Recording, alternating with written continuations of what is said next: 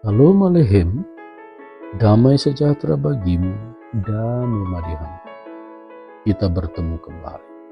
Kiranya saudara semua dimanapun berada senantiasa dalam naungan, lindungan, dan pemeliharaan Dia yang Maha Besar, Allah yang Rahmani dan Rahimi. Amin. Saudara, dengarlah firman Tuhan.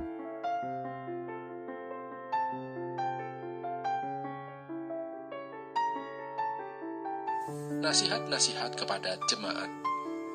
Saudara-saudara, ikutilah teladanku dan perhatikanlah mereka yang hidup sama seperti kami yang menjadi teladanmu.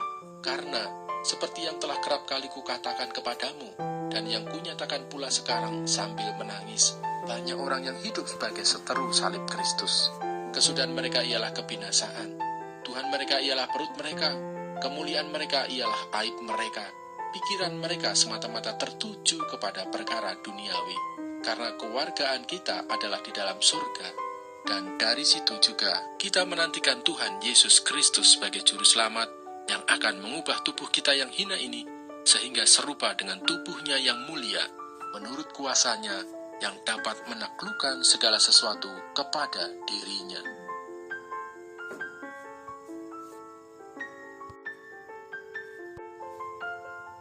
Filipi pasal 4. Karena itu, saudara-saudara yang kukasihi dan yang kurindukan, sukacitaku dan mahkotaku, berdirilah juga dengan teguh dalam Tuhan, hai saudara-saudaraku yang kekasih. Demikian firman Tuhan, diberkati dan berbahagialah yang mendengarkan sabda Tuhan.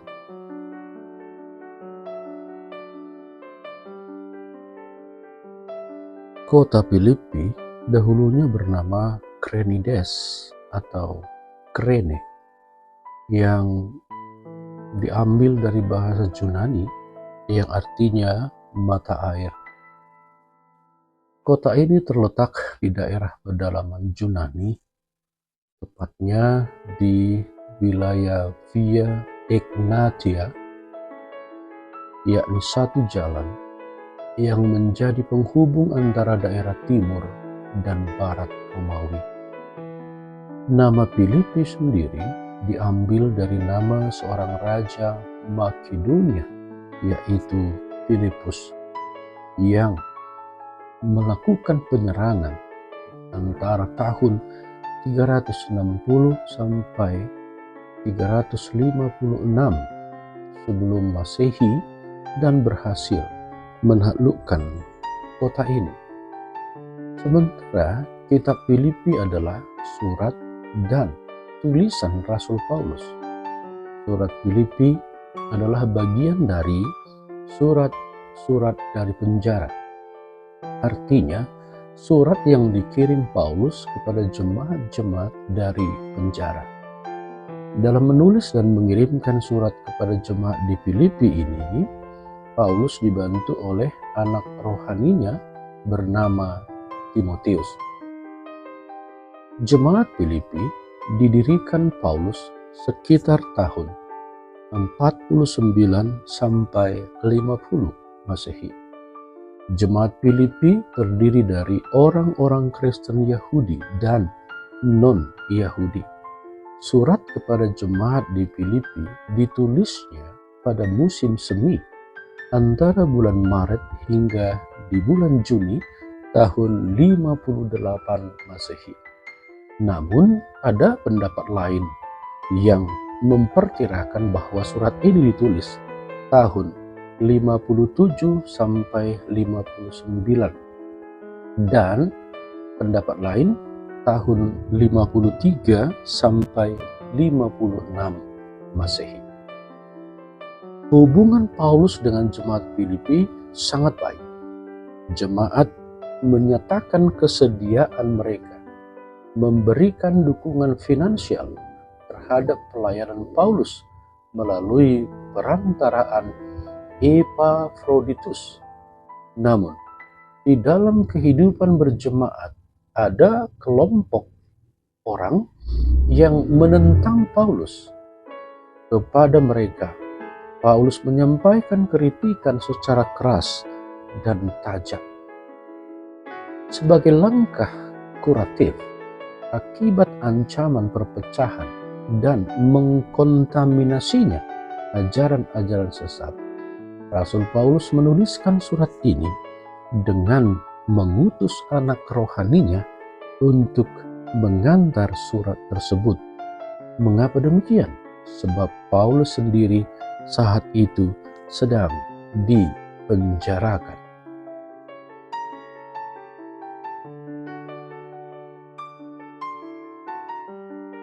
Pasal 3 ini merupakan peringatan tentang ajaran-ajaran sesat serta pengalaman Paulus sebagai teladan selama pelayanannya. Perpecahan terjadi. Setelah Paulus dipenjara, kehidupan bergereja di Filipi mulai mengalami perubahan yang semula damai mulai bergumul. Perselisihan dua diaken perempuan, yakni Euodia dan Sintihe, mengakibatkan perpecahan jemaat yang berdampak langsung pada pertumbuhan jemaat.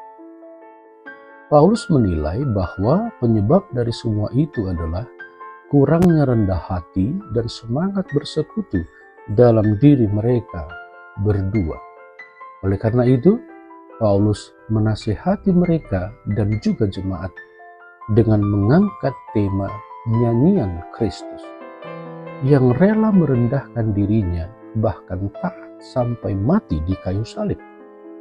Pengangkatan tema ini oleh Rasul Paulus tujuannya untuk mengajak dan mengajar jemaat agar memiliki sifat rendah hati untuk selalu hidup bersama dalam sehati sepikir. Sekalipun jemaat diperhadapkan dengan penderitaan, Paulus meminta jemaat untuk memenuhi panggilan mereka meneladani Yesus Kristus. Ajaran sesat. Di pasal 3 ini, Paulus menasihati jemaat yang terpengaruh, terprovokasi oleh lawan-lawan Paulus. Siapakah lawan-lawan Paulus dimaksud? Beberapa tokoh memunculkan pendapat mereka. Ada yang mengatakan Paulus sedang berhadapan dengan orang-orang Kristen yang menganut aliran Gnostisisme. Ada juga yang menyebutkan bahwa yang dikecam Paulus dalam hal ini adalah orang-orang Kristen Yahudi yang masih berpegang pada Taurat untuk memperoleh keselamatan. Sementara pendapat lain menyebutkan Paulus sedang berpolemik dengan Yudaisme, libertinisme, dan juga kemurtadan. Namun sesungguhnya dalam konteks ini, Paulus sedang melawan misionaris Yahudi yang disebutnya anjing-anjing, seperti tertulis di ayat 2 hingga 11. Ini mengindikasikan adanya sejumlah penyusup yang memberikan pengaruh negatif pada jemaat. Itulah sebabnya Paulus pada pasal selanjutnya, di pasal 4, menasihatkan jemaat agar tidak membiarkan dirinya disesatkan oleh penyusup-penyusup itu. Jemaat harus tetap teguh dalam Tuhan, sebab kedatangannya tidak lama lagi. Penjelasan dan tafsiran ayat 17. Perkataan Paulus ini dilatar belakangi oleh adanya kelompok orang dengan cara hidup mereka yang mengikuti hawa nafsu, sehingga merusak efektivitas Injil. Untuk itulah Paulus menasihati jemaat untuk mengikuti teladannya serta teladan orang-orang lain yang hidup sebagai warga negara kerajaan sorga. Goal Paulus adalah agar jemaat dan para pelayan jemaat mengikuti teladan Paulus dengan teliti dan seksama. Paulus memakai kata Yunani skopeite dari kata skopeo, artinya memandang kepada. Melalui perkataan ini, Paulus hendak menegaskan, lihatlah aku dan cara hidupku. Kemudian Paulus juga memakai kata tupos, tipe, teladan. Yang pengertian awal dari tupos ini adalah tanda, bekas pukulan, yang kemudian membentuk pola atau cetakan.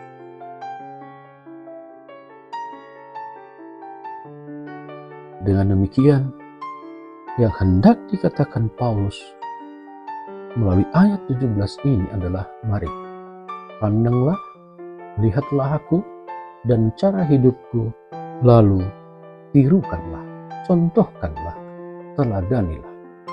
Dalam hal ini Paulus memposisikan dirinya sebagai teladan yang patut diteladani. Sambil meneteskan air mata oleh peristiwa yang terjadi, Paulus melanjutkan paranesinya kepada jemaat. Ayat 18, Paulus memakai terminologi seteru salib Kristus. Namun yang dimaksud dengan seteru salib Kristus bukanlah golongan Yudaisme seperti pendapat sebagian orang. Juga bukan golongan kafir, sebab ada pula yang mengatakan bahwa Paulus menangis karena masih terdapat orang kafir atau orang yang belum percaya kepada Yesus di sana. Bukan itu alasannya. Namun, pengaruh kaum libertin yang berdampak kepada kehidupan gereja. Betapa tidak? Kaum libertin menafsirkan kebebasan Kristen secara salah, sehingga mereka hidup bebas tanpa batasan moral. Merekalah seteru salib Kristus itu, sebab mereka memusuhi segala sesuatu yang berhubungan dan berpihak pada salib Kristus. Kemudian pada ayat 19 ini, Paulus berbicara hal futuristik, apa yang akan menimpa kaum seteru salib Kristus. Dikatakan oleh Paulus, kesudahan mereka adalah kebinasaan, lawan dari keselamatan. Mengapa? Karena Tuhan mereka atau hal yang paling utama dari mereka adalah perut mereka. Perut yang dimaksud di sini bukanlah hanya masalah kerakusan saja, tetapi menyangkut segala bentuk pemuasan nafsu secara liar. Kebebasan yang mereka klaim benar sebetulnya adalah perbudakan oleh nafsu yang sangat memalukan. Keseharian mereka lakoni dengan memikirkan hal-hal duniawi dan yang kotor-kotor. Ayat 20, Kristus sebagai juru selamat dan raja. Orang-orang di Filipi adalah warga kekaisaran Romawi, dengan Roma sebagai ibu kota di mana kaisar tinggal. Tetapi sebagai jemaat, mereka adalah hamba seorang raja agung, yaitu Yesus Kristus. Mereka juga adalah warga satu ibu kota di mana raja di atas segala raja tinggal dan bertahta.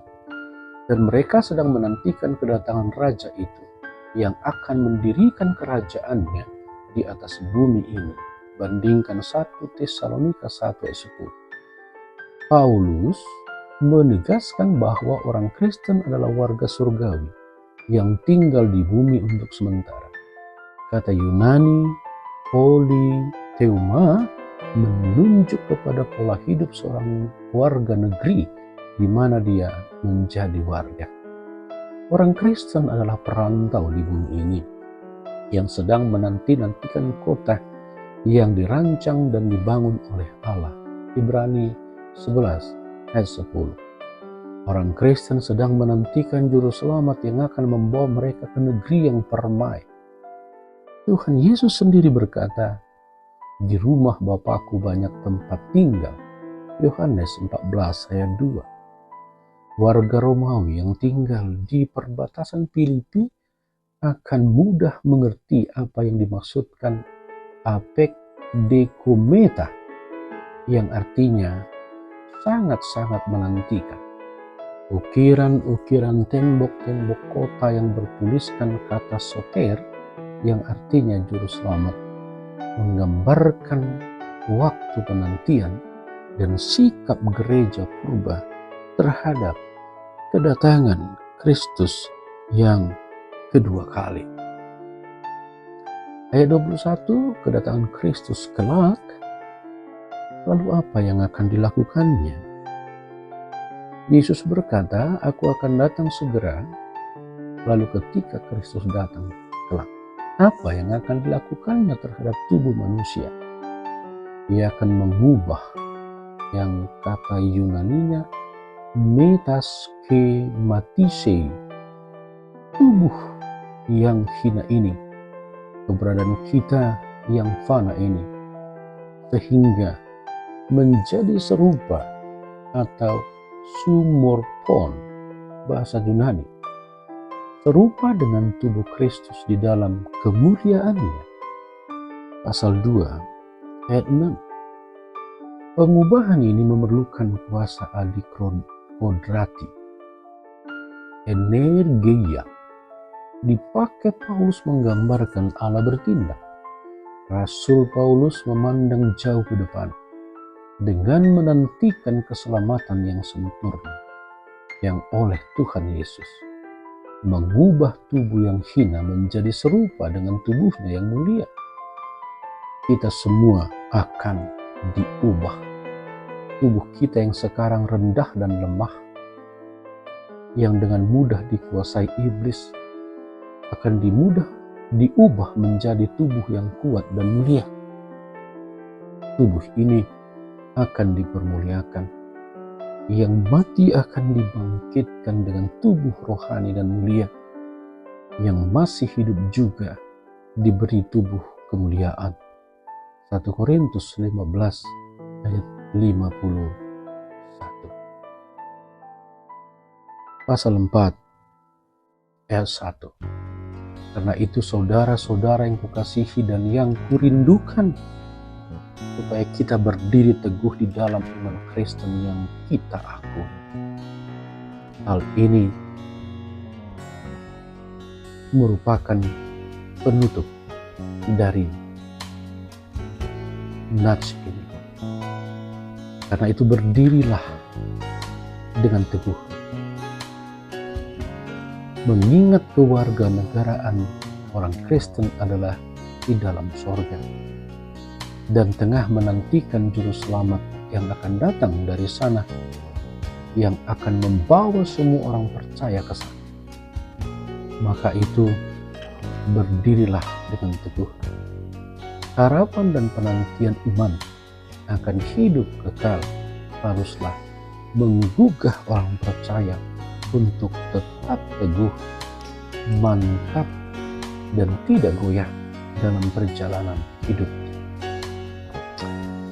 Paulus menyapa mereka dengan mesra, "Saudara-saudara yang kukasihi dan yang kurindukan, sukacitaku dan mahkota." Hal ini mengungkapkan kebahagiaan dan kebaikan hatinya terhadap jemaat. Paulus menganggap mereka sebagai saudara-saudaranya, walaupun ia seorang rasul besar, rasul terkenal. Demikianlah hendaknya para pelayan Tuhan memperlakukan jemaat.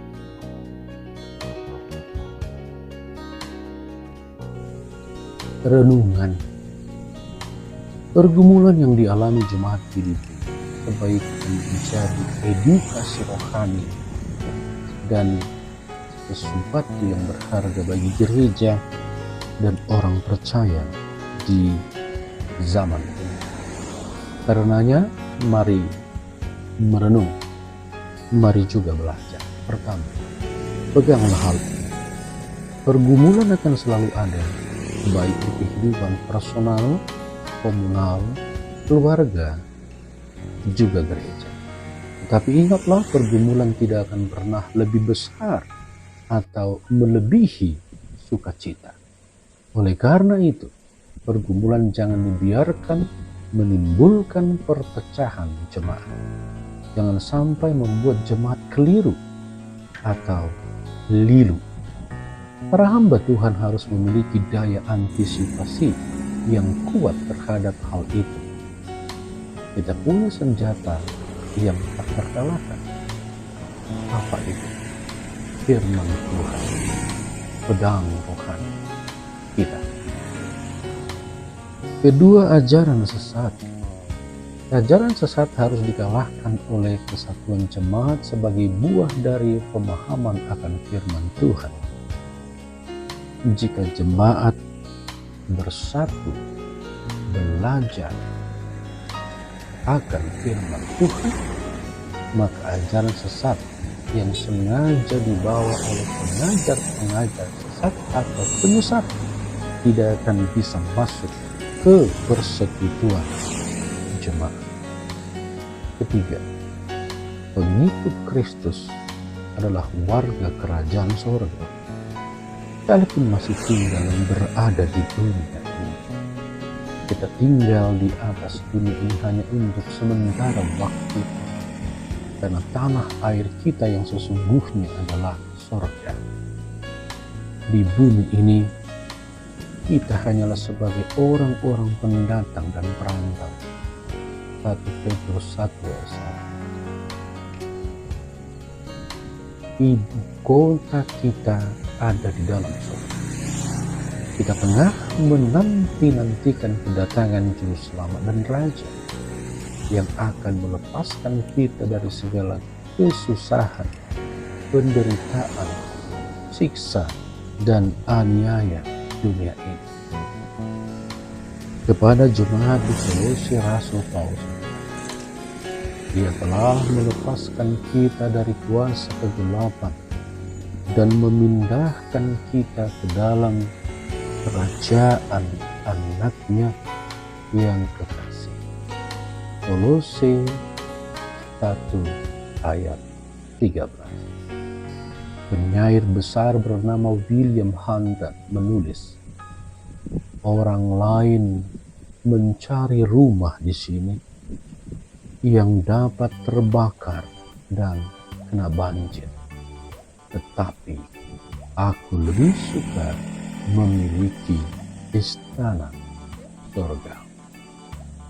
Saudara, berlama-lama tinggal di dunia ini sesuai pengaturan waktu oleh Sang Khalik adalah sukacita. Tetapi ketahuilah, sukacita terbesar kita adalah saat kita dibawa olehnya kelak ke negeri dari mana kita berasal. Amin.